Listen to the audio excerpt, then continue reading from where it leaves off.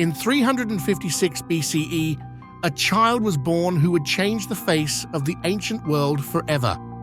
His name was Alexander III of Macedon, but history would remember him as Alexander the Great. His story begins in the northern Greek kingdom of Macedonia, where his father, King Philip II, had transformed a backwater state into a military powerhouse. While Philip built the engine of conquest, young Alexander was being molded into the man who would drive it.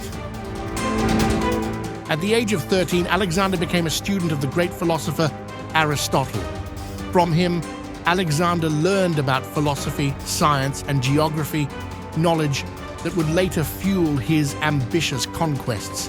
Aristotle also instilled in Alexander a respect for Greek culture, which he would spread throughout his empire. But Alexander wasn't just a scholar. By age 16, he was already leading armies into battle. When his father was away, young Alexander crushed a Thracian rebellion and founded his first city, Alexandropolis. This was just the beginning. In 336 BCE, everything changed. King Philip was assassinated at his daughter's wedding. Alexander, just 20 years old, ascended to the throne. Many expected the young king to fail. They were wrong. Within 2 years, Alexander had secured his position by defeating rebellious Greek cities and was ready to embark on an adventure that would shake the foundations of the known world, the invasion of the Persian Empire. The Persian Empire was the superpower of its day, stretching from Egypt to India. Its ruler, Darius III, commanded vast armies and immense wealth. But Alexander had something different: innovative military tactics and an unshakable belief in his own destiny. At the Battle of Issus in 333 BCE, Alexander's smaller force defeated a Persian army several times its size. His unique battle formation, the Macedonian phalanx, proved unstoppable.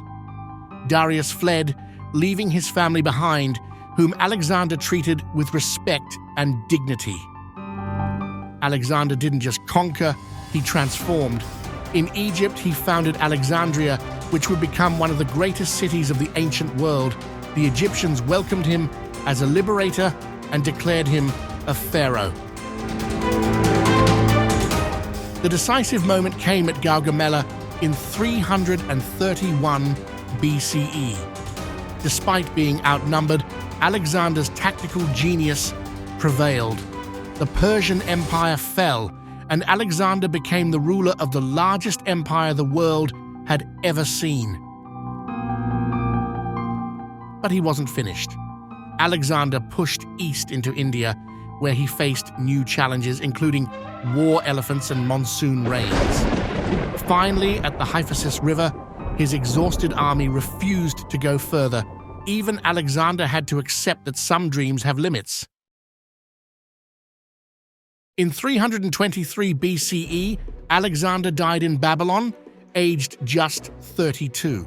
Some say he was poisoned, others that he succumbed to fever. What's certain is that his empire didn't survive his death intact. It was too vast, too diverse, and too dependent on his unique leadership.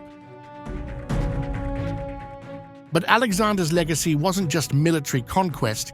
He created a new world where Greek culture merged with Persian, Egyptian, and Indian traditions.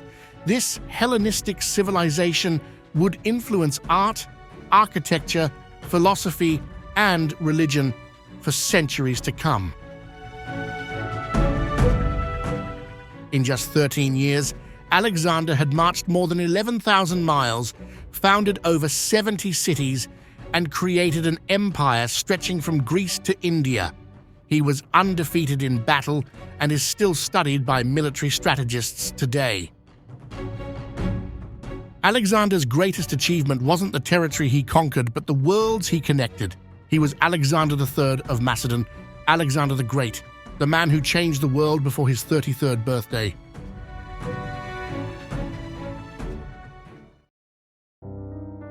Thank you for joining us on History Watch as we explore the pivotal moments that define our past. Remember to subscribe and hit the bell icon to discover more histories each week.